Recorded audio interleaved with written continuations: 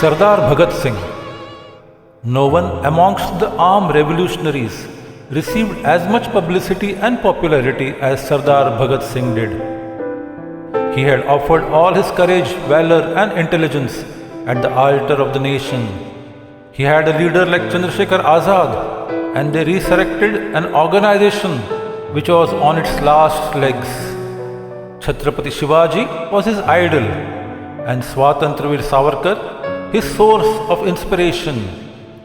The guiding force before them was the volume titled The War of Independence of 1857. Sardar Bhagat Singh was born in a village near Lalpur, now in Pakistan, in the year 1907. His entire family was steeped in patriotism. Since he was determined to offer his whole life for the nation, he spurned the efforts of his father to get him married and escaped to Kanpur. He came in touch with Jogesh Chandra Babu, who was involved in the setting up of the Hindustan Republic Association. Jogesh Chandra Babu took him to Ganesh Shankar Vidyarthi. He absorbed him in his Pratap daily office to learn editorial work. During this period, he came in contact with great revolutionaries like Pandit Ramchandra Bismil, etc. Azad found himself in complete tune with these persons. His qualities came to the fore with these contacts just as a diamond would shine after being cut and polished. After the Kakori episode, he toured the length and breadth of the country with Azad and put the organization on a sound footing. Lalaji died on the 17th November 1928. Chandrasekhar Azad, Bhagat Singh and their selected band of colleagues joined the funeral procession, though in disguise. They swore during the burning pyre that they would avenge this death. While he was hovering around the office of the police headquarters on the pretext of getting his cycle chain repaired, Jai Gopal happened to notice a white officer coming out of the office. He became alert. That officer proceeded on a motorcycle. One policeman was riding on the pillion behind him. The impatient Jai Gopal, without even fully verifying the identity of these persons, gave a signal to his colleagues. Actually, the rider was not Scott, but his deputy superintendent Sandhurst. Behind him on the pillion was his peon, Havaldar Chanal Singh. When the motorcycle came near the DAV college, Rajguru came right in the middle of the road with his pistol in his hands. He took aim and fired. The bullet found its mark on the forehead and Sandhurst collapsed along with his motorcycle. The cycle fell on him. As it was, the first bullet itself had accomplished its task, but Bhagat Singh came forward and fired 2 more shots from his automatic pistol into Sandhurst's chest. The task having been accomplished, they started running away. During this period, Chanal Singh had freed himself from under the motorcycle and he ran after these two. Azad brandished his pistol and checked him on his run and asked him to return for the sake of the motherland.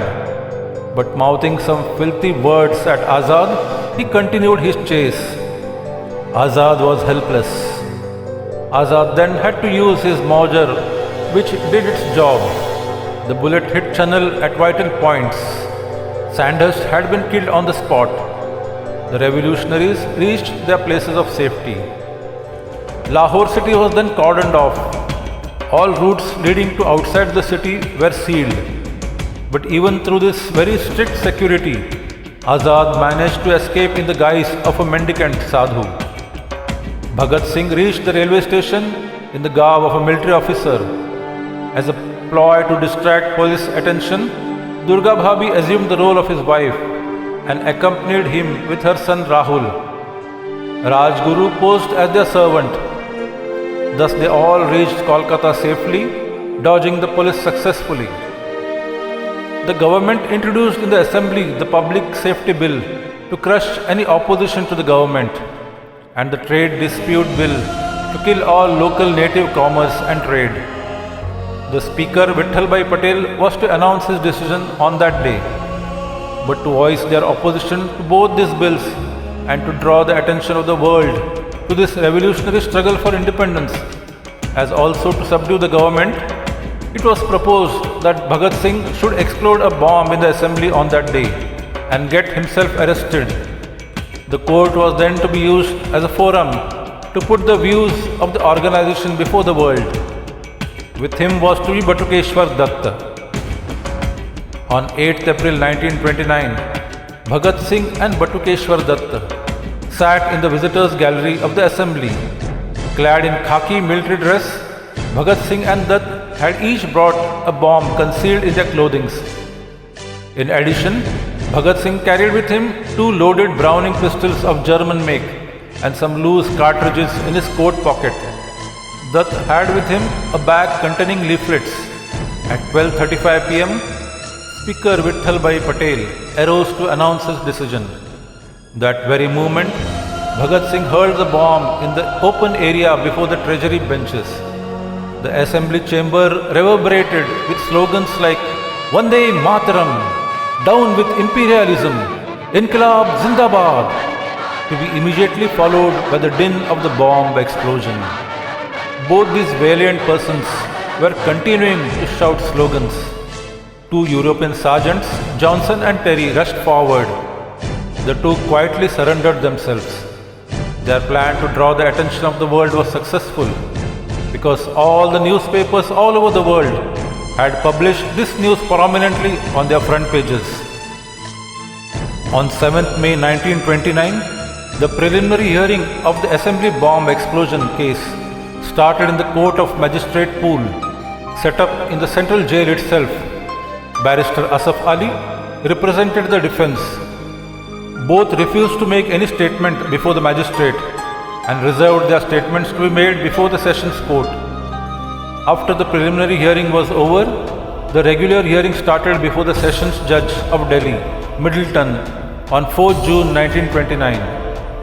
Bhagat Singh made a very forceful and detailed plea before the court. It was widely published, as was only to be expected. On 12th of June 1929, Middleton sentenced both of them to life imprisonment in the Andamans.